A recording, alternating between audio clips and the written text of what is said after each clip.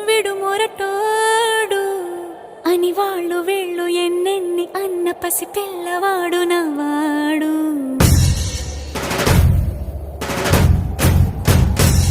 విడుముండోడు అని ఊరు వాడ అనుకున్న గాని మహారాజు నాకు నవ్వాడు.